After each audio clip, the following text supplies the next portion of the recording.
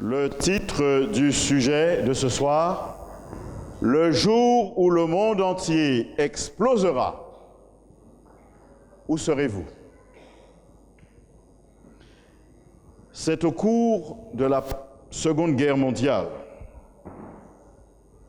plus précisément le 6 août 1945, que la première bombe atomique tomba au Japon sur la ville d'Hiroshima. Il était 8h15. Les conséquences ont été effroyables. Un nombre important de victimes, 130 000 victimes, dont 75 000 qui perdirent la vie. L'explosion atomique a laissé 177 000 personnes sans abri sur une population de 344 000 habitants. Désastreux. Évidemment, ce n'était pas tout, puisque trois jours plus tard, le 9 août, une seconde bombe au plutonium tomba sur la ville de Nagasaki, causant 60 000 nouveaux cas de victimes, 20 000 morts, 60 000 blessés. Ces problèmes, qui sont importants, sont cependant dans des zones ciblées. J'ai mentionné Hiroshima, j'ai mentionné Nagasaki. Les bombes sont tombées dans des domaines qui avaient été prévus, calculés par les Américains.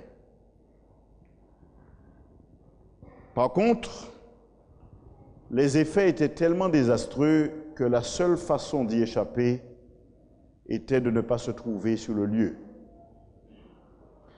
Il va se produire bientôt dans le monde une catastrophe d'une ampleur telle qu'il n'y a aucun coin ou recoin où l'on pourra se trouver refuge.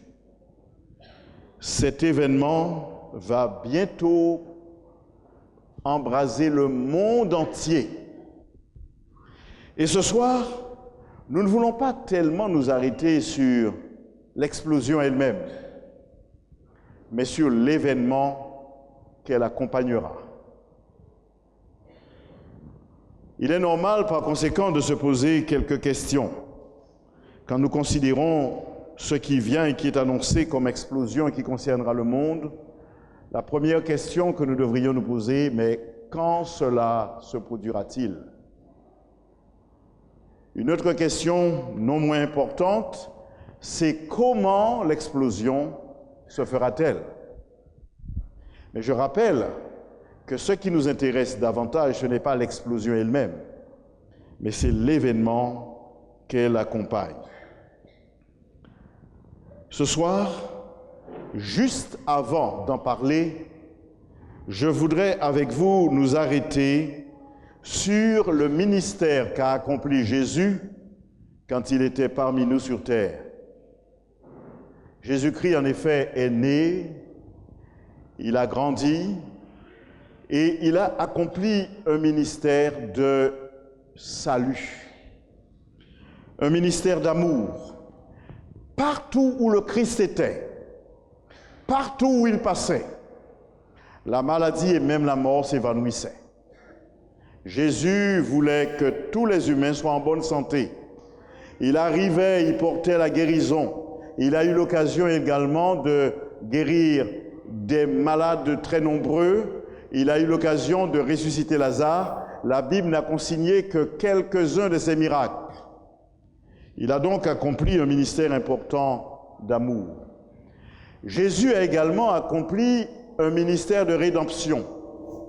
Un jour, on lui emmena une femme qui avait été prise en flagrant délit d'adultère.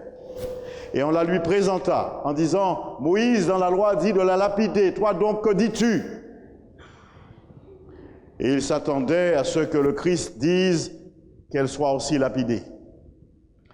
Mais l'histoire biblique dit que Jésus s'est baissé et il a commencé à écrire sur le sol les péchés des accusateurs. Un à un, se sentant accusés par leur propre iniquité, ils se retirèrent et s'en allèrent. Et Jésus resta seul avec cette femme. Et là, regardant, il lui dit, « Où sont ceux qui t'accusaient? Personne ne t'a-t-il condamné ?» Et la tête baissée, toute confuse, elle répondit, « Non, Seigneur. » Et Jésus, la regardant avec compassion, lui dit, « Va donc et ne pêche plus. » Amen. Jésus croyait qu'il pouvait investir dans le futur de cette femme.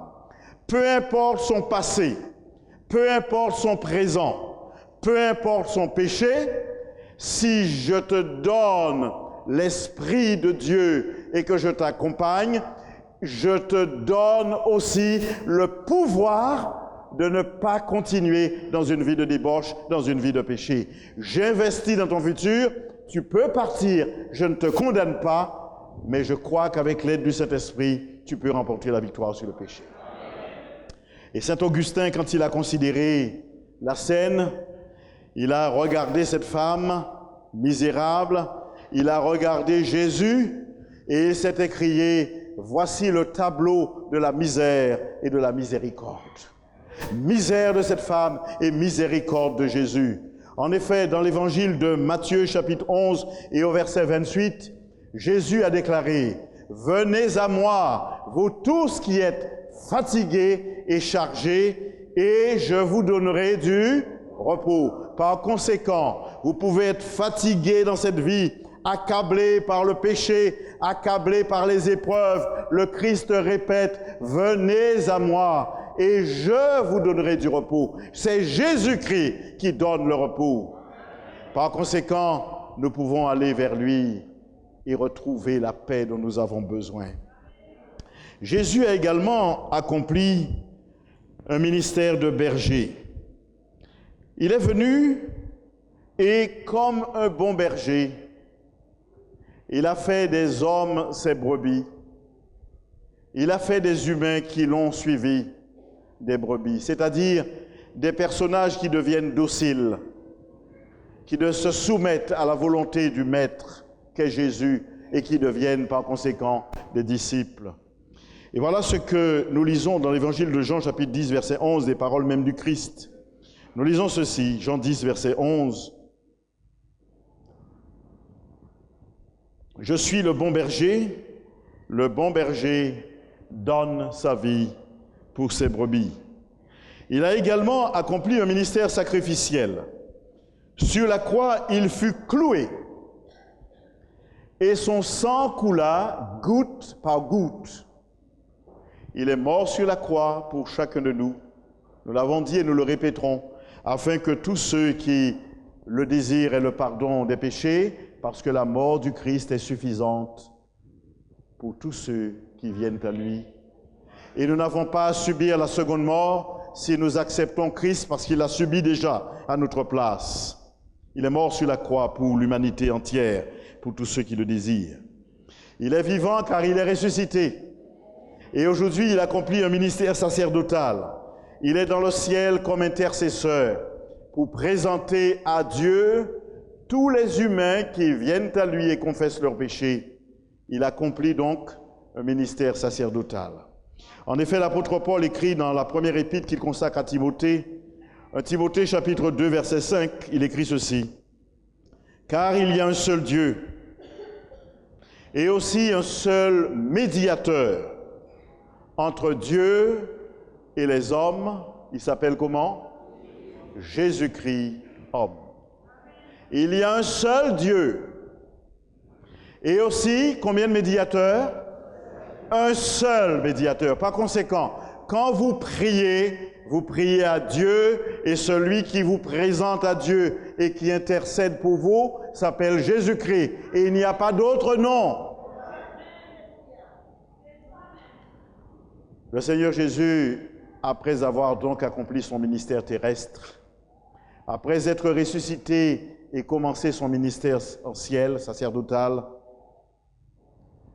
Jésus avait tout mis en place pour qualifier les humains qui viennent à lui pour le salut. Mais revenons à son ministère terrestre. Il est né, il a grandi, il a accompli un ministère, il est allé à la croix et ensuite il est parti. Mais avant de quitter le monde, Jésus a fait une promesse. Avant de quitter la terre, il a déclaré ceci. Jean 14, 1 à 3. Que votre cœur ne se trouble point. Croyez en Dieu et croyez en moi. Il y a plusieurs demeures dans la maison de mon Père. Si cela n'était pas, je vous l'aurais dit.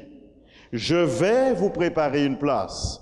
Et lorsque j'en serai allé et que je vous aurai préparé une place, je reviendrai et je vous prendrai avec moi afin que là où je suis, vous y soyez aussi. Amen. Amen. Quelle belle promesse! Avant de quitter la terre, Jésus fait cette promesse. Je vais vous préparer une place, je vais donc vous quitter, mais je reviendrai et je vous prendrai avec moi afin que là où je suis, vous y soyez aussi. Et c'est cette promesse qui nourrit les chrétiens aujourd'hui. Les chrétiens sont dans cette espérance du retour de Jésus parce qu'il a promis de revenir pour chercher ceux qui ont cru en lui. Il y a donc plusieurs questions qui vont nous intéresser ce soir. La première est la suivante. Comment reviendra-t-il? C'est la grande question que le monde chrétien discute chaque jour. Comment reviendra-t-il? La Bible répond dans le livre des Actes des Apôtres, chapitre 1er, verset 9. Jésus est ici sur le point de partir. Il a terminé son ministère terrestre. Et voilà ce que nous lisons. Après avoir dit cela, le discours qu'il a eu, le discours de départ, il fut élevé pendant qu'ils le regardaient. Et une nuée le déroba à leurs yeux. Il est soulevé, il s'en va, et une nuée le dérobe à leurs yeux. Verset 10. Et comme ils avaient les regards fixés vers le ciel, pendant qu'ils s'en allaient, voici deux hommes vêtus de blanc leur apparurent et dirent, verset 11 de Acte 1er, Hommes galiléens, pourquoi vous arrêtez-vous à regarder au ciel? Ce Jésus qui a été enlevé au ciel du milieu de vous reviendra de la même manière que vous l'avez vu allant au ciel. Amen. Qu'ont fait les disciples quand il est parti? Ils ont levé les yeux pour le regarder partir. Et ensuite, une nuée l'a dérobé à leurs yeux. Par conséquent, il a disparu. Et tandis qu'ils ont encore les yeux en haut, le regardant partir, des anges s'approchent pour leur dire, ce Jésus que vous avez vu allant au ciel reviendra de la même manière que vous l'avez vu partir. Par conséquent, si vous l'avez regardé quand il est parti, vous le regarderez quand il reviendra. Ce que l'apôtre Jean écrit dans l'Apocalypse, chapitre 1er, verset 17, révélation de Jésus-Christ. Voici, il vient avec les nuées, et tout œil le verra, même ceux qui l'ont percé. Et toutes les tribus de la terre se lamenteront à cause de lui. Oui, amen. Tout œil le verra. Et il vient avec les nuées. De la même manière qu'il était parti avec les nuées, il revient avec les nuées. Et tout œil le verra, même ceux qui l'ont percé. Quelquefois, j'ai entendu dire que des chrétiens annonceraient un retour de Jésus qui serait secret.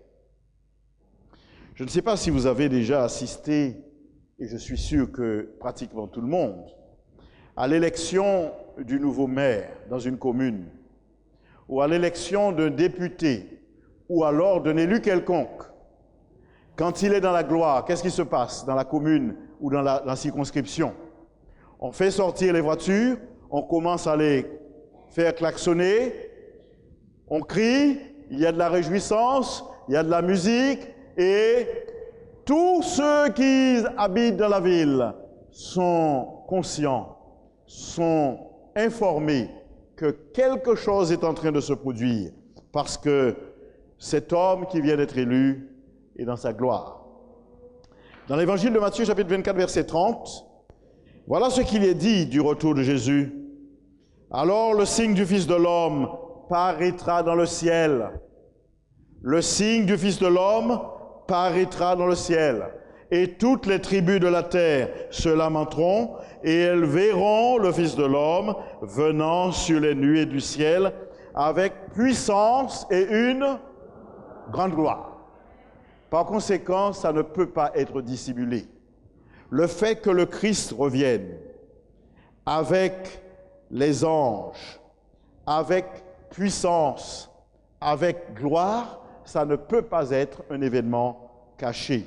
Le texte, en effet, verset 31 dit ceci, « Il enverra ses anges avec la trompette retentissante, et ils rassembleront ses élus des quatre vents, depuis une extrémité des cieux jusqu'à l'autre. » Donc, les anges vont de l'est en ouest pour rassembler les élus.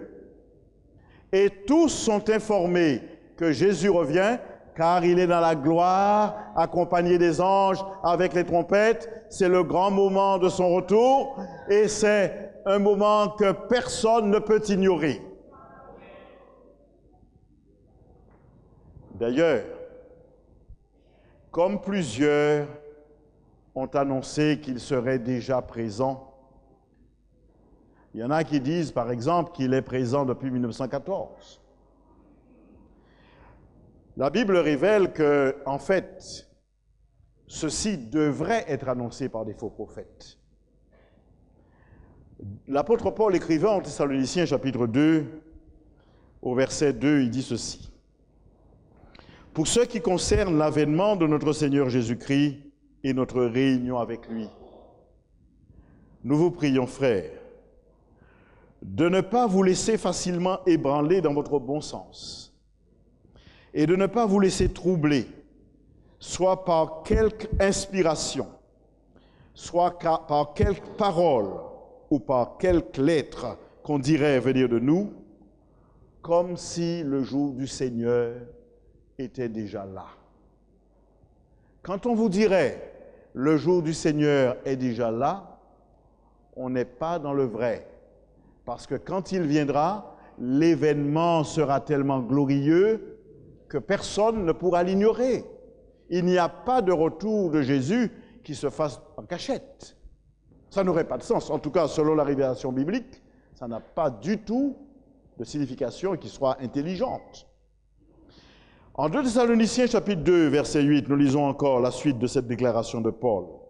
« Et alors, paraîtra l'impie, que le Seigneur Jésus détruira par le souffle de sa bouche et qu'il anéantira par l'éclat de son avènement. » Son avènement sera comment par conséquent? Éclatant. Et quand il apparaîtra, l'impie sera détruit par cet éclat. Et à ce moment, on commencera une ère nouvelle. Mais nous en parlerons dans les jours à venir. L'autre question qui va nous intéresser ce soir est la suivante. Quand Jésus-Christ reviendra-t-il? Quand Jésus-Christ reviendra-t-il? Dans l'évangile de Matthieu, chapitre 24 et au verset 36, c'est le Christ lui-même qui parle. Et voilà ce qu'il déclare. « Pour ce qui est du jour et de l'heure, personne ne le sait, ni les anges des cieux, ni le Fils, mais le Père seul. » Par conséquent, Dieu n'a pas jugé nécessaire de donner le jour et l'heure de son retour. J'ai expliqué dernièrement la raison qui l'emmenait à faire ainsi. En tout cas, ce soir, si vous voulez savoir quand il reviendra, je n'ai pas la réponse et la Bible ne l'a pas donnée non plus. Au contraire, la parole du Christ dit que personne ne sait le jour et l'heure de son retour. Quand reviendra-t-il? Ce que nous savons par contre, En l'évangile de Luc, chapitre 21, versets 34 à 35, nous savons ceci. Il est écrit, parole du Christ encore, « Prenez garde à vous-même, de crainte que vos cœurs ne s'appesantissent par les excès du manger et du boire et par les soucis de la vie, et que ce jour ne vienne sur vous à l'improviste, car il viendra comme un filet sur tous ceux qui habitent sur la face de toute la terre. » Quand reviendra-t-il? Nous ne savons pas. Mais nous savons qu'il viendra de façon subreptice, de façon inattendue. Il viendra et ce jour prendra place comme un filet sur tous les habitants de la terre. Personne n'y échappera et tout le monde sera surpris. Pourquoi le Christ doit-il revenir? Pourquoi? Il y a plusieurs réponses à cela. La première réponse, c'est parce qu'il l'a promis. Rappelez-vous ce que nous avons considéré tout à l'heure dans l'évangile de Jean. Jésus avait déclaré, « Il y a plusieurs demeures dans la maison de mon Père. Si cela n'était pas, je vous l'aurais dit. Je vais vous préparer une place. Et lorsque je m'en serai allé et que je vous aurai préparé une place, je reviendrai et je vous prendrai avec moi, afin que là où je suis, vous y soyez aussi. » Donc il reviendra d'abord parce qu'il a promis. Et Jésus tient toujours ses promesses. La seconde raison pour laquelle il reviendra, c'est pour rendre à chacun selon ses œuvres. Aujourd'hui, l'évangile est prêché. Les humains que nous sommes libres. Le libre arbitre, c'est un privilège que nous avons. Nous avons la possibilité de croire ou de ne pas croire. Nous avons la possibilité d'accepter ou de ne pas accepter. Mais notre décision détermine également de notre futur. Et quand le Christ viendra, il va rendre à chacun selon son œuvre, selon son choix. En effet, Jésus même déclare dans l'évangile de Matthieu, chapitre 16, verset 27, nous sommes à la page 970, « Car le Fils de l'homme doit venir dans la gloire de son Père, avec ses anges, et alors il rendra à chacun selon ses œuvres. » Ça signifie que le choix que nous aurons fait déterminera de la récompense ou de la non-récompense qui sera, hélas, une condamnation parce que nous aurons choisi de rester sans Jésus. Il est impossible d'être sauvé sans Jésus. Mais si nous ne l'acceptons pas dans notre vie, il ne pourra pas nous délivrer, il ne pourra pas nous sauver, il ne pourra pas nous donner enfin la liberté qu'il voudrait que nous ayons, débarrassés pour toujours de ce poids de culpabilité et de condamnation que nous fait peser sur nous le péché. Pourquoi doit-il revenir? Il doit également venir pour détruire le diable et mettre fin au péché. Nous n'allons pas vivre indéfiniment dans ce monde de souffrance. Il viendra pour détruire le diable. L'apôtre Paul écrivait aux Thessaloniciens ceci. 2 Thessaloniciens chapitre 2 verset 8. « Et alors paraîtra l'impie, que le Seigneur Jésus détruira par le souffle de sa bouche et qu'il anéantira par l'éclat de son avènement. » Un jour vient, et il n'est pas si loin selon les prophéties bibliques, où le diable sera détruit et le péché aura définitivement disparu de ce monde. Jésus-Christ reviendra également pour rétablir la justice, car nous vivons dans un monde où la justice n'existe pas. Même ce qu'on appelle la justice des hommes n'a pas toujours les paramètres pour être une véritable justice. Mais il viendra pour établir une justice qui soit divine. Et ce serait un pléonasme de dire une justice qui soit juste. Mais c'est simplement pour indiquer qu'il y a une justice qui doit être établie ici. En effet, Pierre écrit, 2 Pierre chapitre 3 verset 18, page 1212, « Mais nous attendons selon sa promesse de nouveaux cieux et une nouvelle terre où la justice habitera. » Chers amis, nous avons deux attitudes possibles. La première attitude que nous pouvons avoir ce soir en entendant l'appel de Dieu, la plus sage, c'est de croire et d'étudier sa parole. La seconde, c'est celle qu'a eu certains de nos contemporains, qu'ont eu certains de nos contemporains. Et que peut-être certains parmi vous ont aussi. Mais j'espère que non, parce que vous êtes en un lieu où l'on recherche la parole de Dieu. C'est l'attitude des moqueurs. L'apôtre Pierre avait déjà annoncé que ce groupe de personnes viendrait dans le monde, puisqu'ils sont parmi les humains. En effet, Pierre dit ceci, dans les derniers jours, il viendra des moqueurs, avec leur raillerie, marchant selon leur propre convoitise. Des moqueurs marchant selon leur propre convoitise. Et disant, où est la promesse de son avènement? Car depuis que les pères sont morts, tout demeure comme dès le commencement de la création. En fait, ils ironisent. Ces gens viennent et ils ironisent. Où est la promesse de son avènement? Rien n'a changé, le soleil se lève toujours à l'est, se couche toujours à l'ouest, et les jours continuent et se succèdent. Mais où est la promesse de sa venue? Pourquoi? Parce que Paul dit que ces personnes sont moqueuses. Dans les derniers jours, il viendra des moqueurs, avec leur raillerie.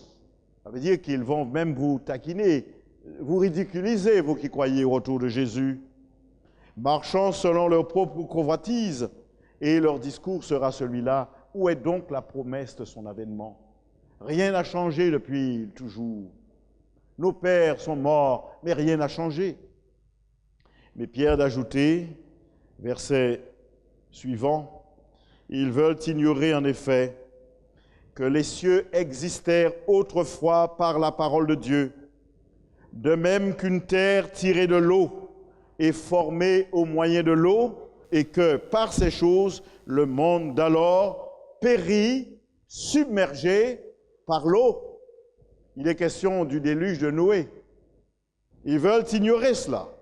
Et il ajoute encore, verset 7, « Tandis que par la même parole, les cieux et la terre d'à présent sont gardés et réservés pour le feu, pour le jour du jugement et de la ruine des hommes impies. » Voici ce qu'ignorent ces gens qui se moquent des promesses de Dieu. La vérité, c'est que ce monde-là ne va pas durer éternellement dans ces conditions. Le Christ viendra. Nous avons compris qu'il reviendra pour plusieurs raisons, parce qu'il a promis, parce qu'il veut établir la justice, parce qu'il veut mettre un terme au péché et détruire le diable. Mais il viendra également pour qu'enfin nous puissions rentrer dans une ère nouvelle où nous serons débarrassés de toutes ces souffrances qui nous font tant de tort aujourd'hui. Par conséquent, il y aura à ce moment deux groupes de personnes. Deux groupes. Deux groupes qui seront déterminés par les choix qui auront été faits intérieurement. Le Christ désire que tous soient sauvés. Malheureusement, tous ne le seront pas. Tous ne le seront pas parce que tous ne voudront pas. Parce qu'il y aura des moqueurs, parce qu'il y aura des incrédules, parce qu'il y aura des personnes qui seront venues, qui auront écouté la parole, mais qui, après l'avoir entendue, s'en iront et puis oublieront tout ce qu'ils ont entendu. Parce qu'il y a des personnes qui auront aimé la bonne parole, qui est agréable à écouter, mais qui n'auront pas voulu faire de Jésus leur Sauveur et leur Seigneur. Et alors, ce jour-là, le premier groupe sera composé de ceux-là. Jean écrit dans son livre Apocalypse 6, versets 12 et 13. « Je regardai quand il ouvrit le 6e sceau, il y eut un grand tremblement de terre. Le soleil devint noir comme un sac de crin. La lune entière devint comme du sang. Et les étoiles du ciel tombèrent sur la terre comme lorsqu'un figuier est secoué par un vent violent et qui jette ses figues vertes. Le ciel se retira comme un livre qu'on roule, et toutes les montagnes et les îles furent remuées de leur place. Et voyez avec moi ce qui est dit maintenant.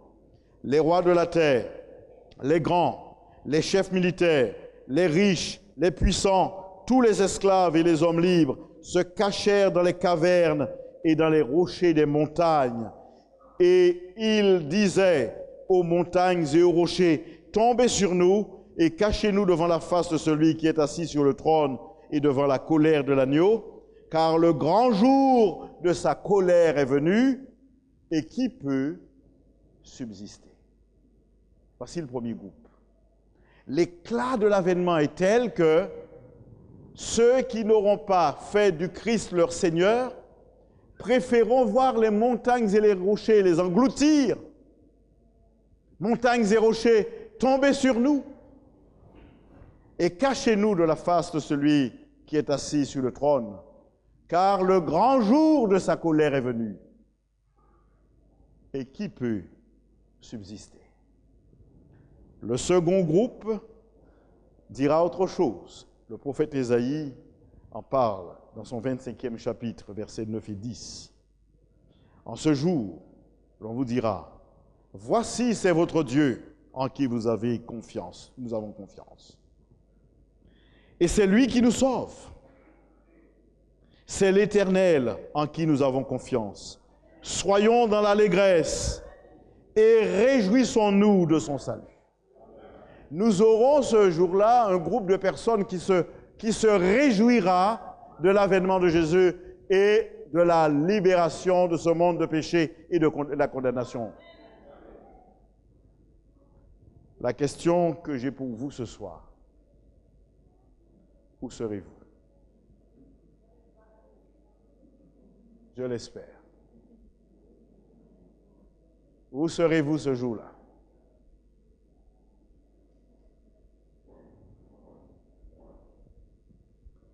Jésus déclare en Matthieu 25, 31, « Lorsque le Fils de l'homme viendra dans la gloire avec tous les anges, il s'assiera sur le trône de sa gloire. » Versets 32 et 33, « Toutes les nations seront assemblées devant lui. Il séparera les uns d'avec les autres comme le berger sépare les brebis d'avec les boucs. Et il mettra les brebis à sa droite et les boucs à sa gauche. » Verset 34. « Alors le roi dira à ceux qui seront à sa droite, « Venez, vous qui êtes bénis de mon Père, et prenez possession du royaume qui vous a été préparé dès la fondation du monde. » Ah, on peut dire amen, pas vrai? Je lis à nouveau cela. « Alors le roi dira à ceux qui seront à sa droite, « Venez, vous qui êtes bénis de mon Père, prenez possession du royaume qui vous a été préparé dès la fondation du monde. » Nous pouvons nous réjouir en espérant que nous serons de ce groupe-là. Et ensuite, verset 41, il dira à ceux qui seront à sa gauche, « Retirez-vous de moi, maudits, allez dans le feu éternel qui a été préparé pour le diable et pour ses anges. » Il n'a pas été préparé pour les humains, notez bien. Il a été préparé pour le diable et ses anges. Évidemment, ceux qui en sont devenus adeptes également. La question que j'ai pour vous ce soir, où serez-vous ce jour-là? Il appartient à chacun d'y porter une réponse. Merci notre Père Céleste de nous avoir fait des révélations importantes ce soir. ton retour prochain, tu voudrais nous le faire connaître et nous aider à nous y préparer, afin que tous ceux qui le désirent soient du nombre des élus.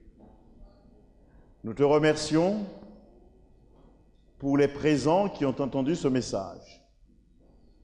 Et nous te prions de faire germer dans nos cœurs l'amour de ta parole et l'amour de l'obéissance.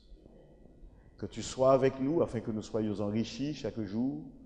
Nous t'en prions par Jésus, par ta grâce et pour ta gloire. Amen.